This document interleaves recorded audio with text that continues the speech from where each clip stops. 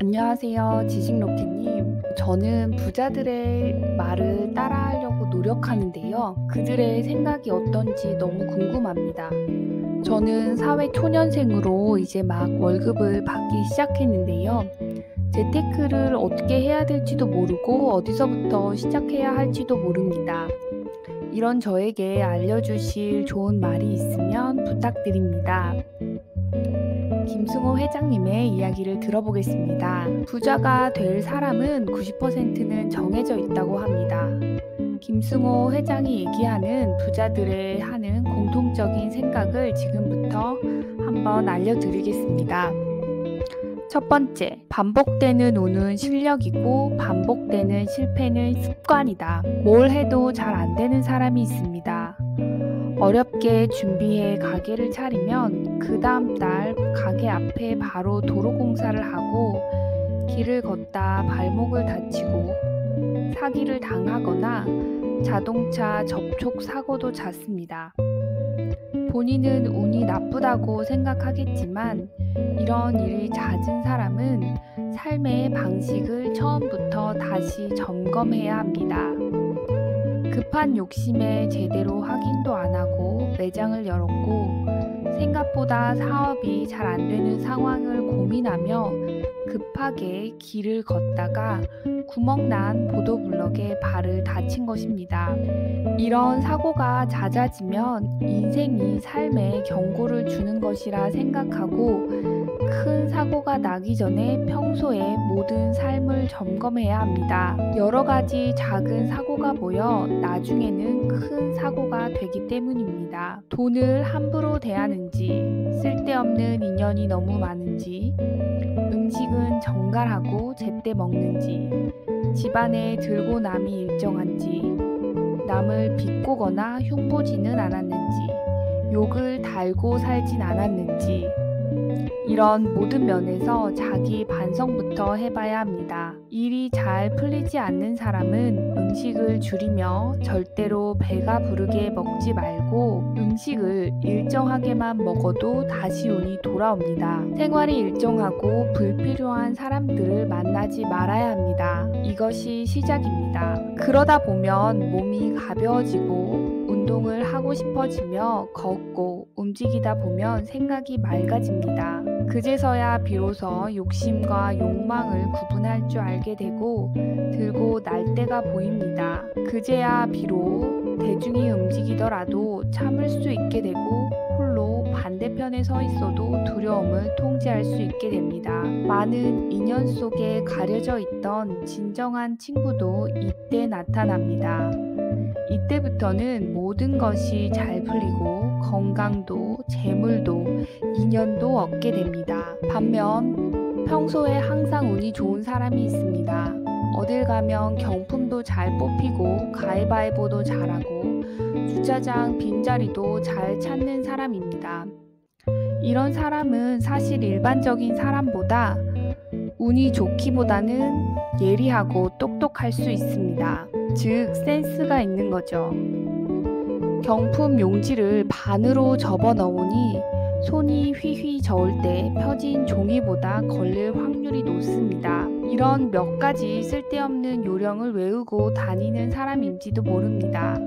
사람들은 이런 짐작을 하지 못하면 그가 그냥 운이 좋은 사람이라고 생각합니다. 뭘 해도 운이 술술 풀리는 것 같습니다. 남이 보기엔 운이지만 그 사람의 입장에서는 많은 공부와 관찰의 결과입니다. 사업을 해도 투자를 해도 운이 좋다고 스스로 겸손하게 말하지만 그 뒤에선 엄청난 공부와 노력을 합니다. 운도 결국 준비된 사람에게만 갑니다. 두 번째, 빨리 부자가 되려면 빨리 부자가 되려 하면 안 됩니다. 부자가 되려는 사람들이 가장 많이 하는 실수는 빨리 부자가 되려는 마음을 갖는 것입니다. 빨리 부자가 되려는 욕심이 생기면 올바른 판단을 할 수가 없습니다. 사기를 당하기 쉽고 이익이 많이 나오는 것에 쉽게 현혹되면 마음이 급해 리스크를 살피지 않고 감정에 따라 투자를 하게 됩니다. 거의 모든 결말은 실패로 끝나고 맙니다. 혹시 운이 좋아서 크게 성공을 했어도 다시 실패할 수밖에 없는 조건을 가진 자산과 자신만 만들게 됩니다. 무리한 투자나 많은 레버리지를 활용하는 버릇을 버리지 못하고 힘이 약한 재산만 가지고 있기 때문입니다. 이런 실패를 통해서도 배우지 못한 사람들은 늦춰진 부자의 길을 앞지르기 위해서 점점 더 무리한 투자나 허망한 꿈만 쫓다 끝내 절망하고 고약한 사람으로 인생을 마무리하게 됩니다. 부자는 결코 빨리 되는 것이 아닙니다. 빨리 부자가 되는 유일한 방법은 빨리 부자가 되지 않으려는 마음을 갖는 것입니다.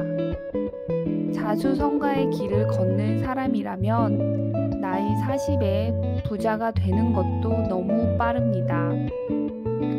20대나 30대에 빨리 부자가 된 젊은이들 중에서 그 부를 평생 가져갈 수 있는 사람은 손에 꼽을 정도입니다. 그래서 부자가 되기에 가장 좋은 나이는 50세 이후입니다.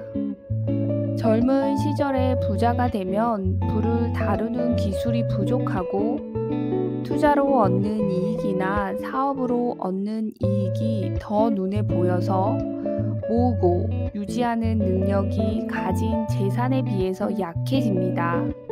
결국 다시 가난해질 확률이 높습니다.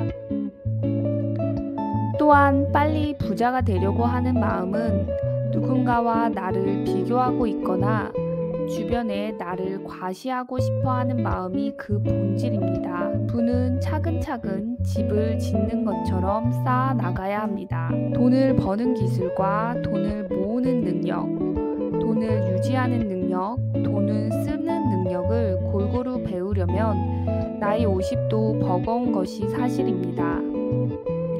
이 네 가지 능력은 잘 차려진 밥상의 네 다리에 해당합니다.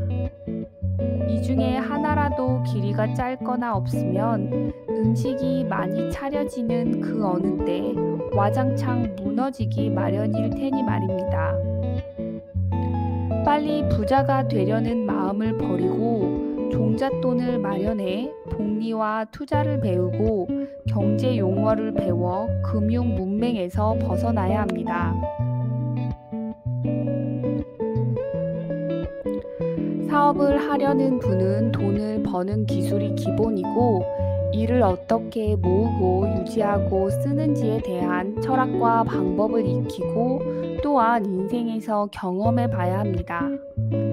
이렇게 경험과 시간과 공부를 통해 부자가 된 사람은 절대로 다시 가난해지지 않으며 부가 대를 이어 발전해 나갈 수 있습니다. 절대로 빨리 부자가 되려 하지 마십시오. 부자가 되는 가장 빠른 길은 이 사실을 마음에 새기는 데서부터 시작됩니다. 세 번째, 일정하게 들어오는 돈의 힘. 수입이 일정하게 발생한다는 건 그 수입이 비정규적인 수입보다 좋다는 뜻입니다.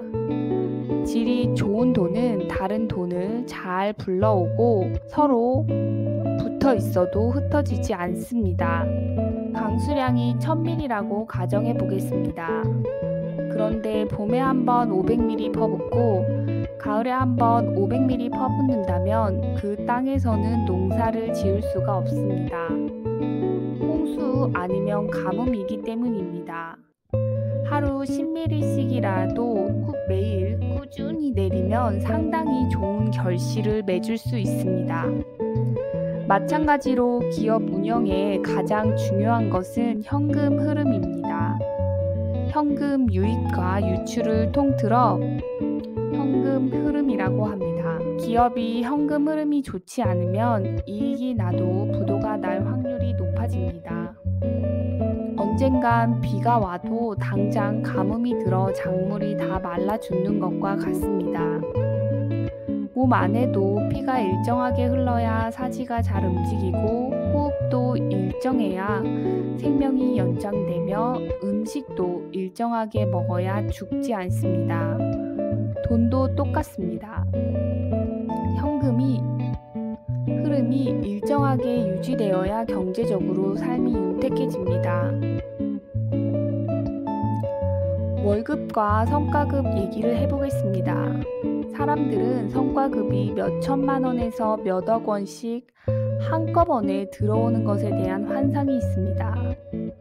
목돈이 한꺼번에 생기니 돈을 잘 관리할 수 있지 않겠냐 하는 것입니다.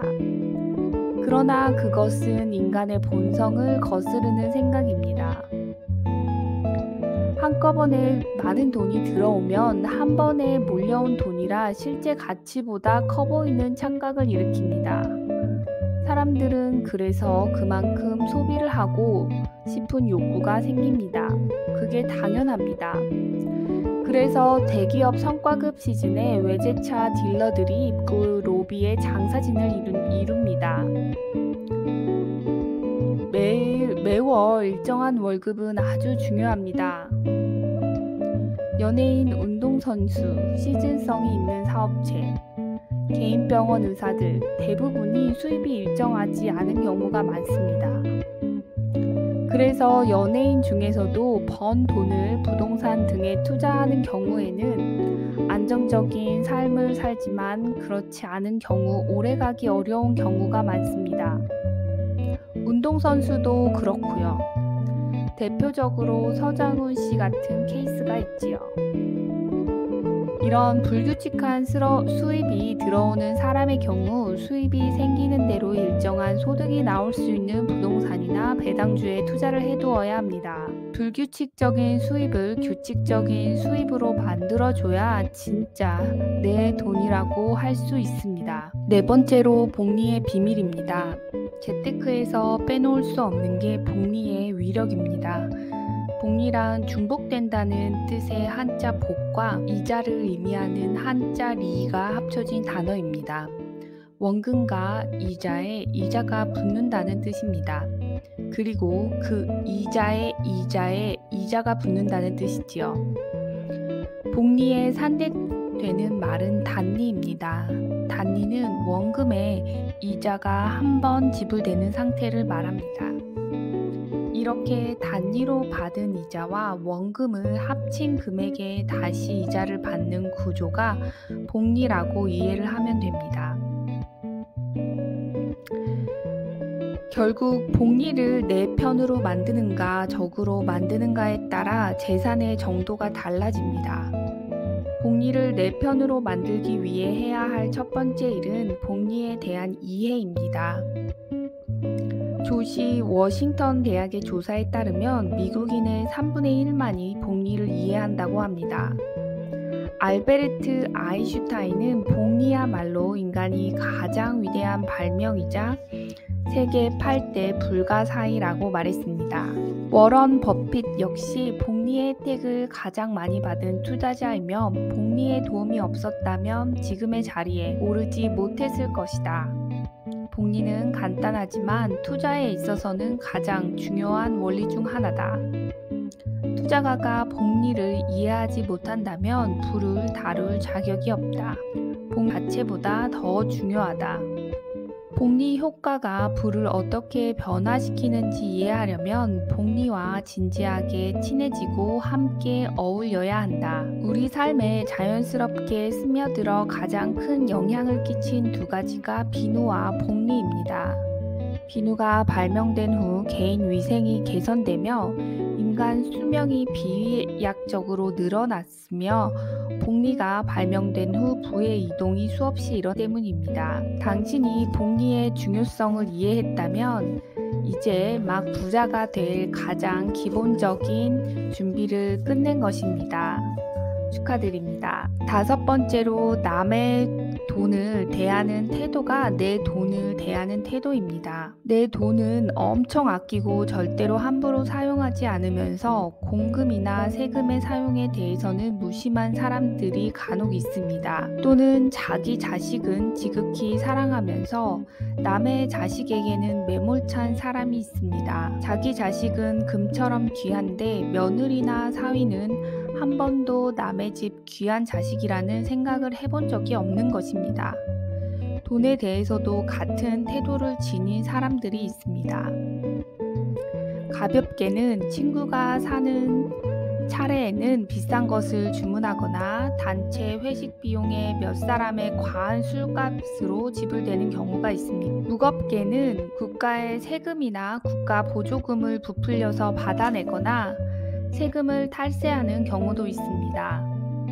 공금, 세금, 회비, 친구 돈, 부모 돈은 모두 남의 돈입니다. 남의 돈을 대하는 태도가 바로 내가 돈을 대하는 진짜 태도입니다. 친구가 돈을 낼 때 더 비싼 것을 시키고 회식 때 술을 더 주문하는 행동은 내가 돈을 어떻게 보고 있는지 알려주는 척도입니다. 세금이나 공금 같은 공공자산을 함부로 대하는 사람은 자신의 돈 역시 함부로 대하고 있음을 알아야 합니다. 세금으로 만든 모든 공공시설, 도로, 안내판, 행사, 의료 서비스 등에는 내 돈도 일부 들어 있습니다.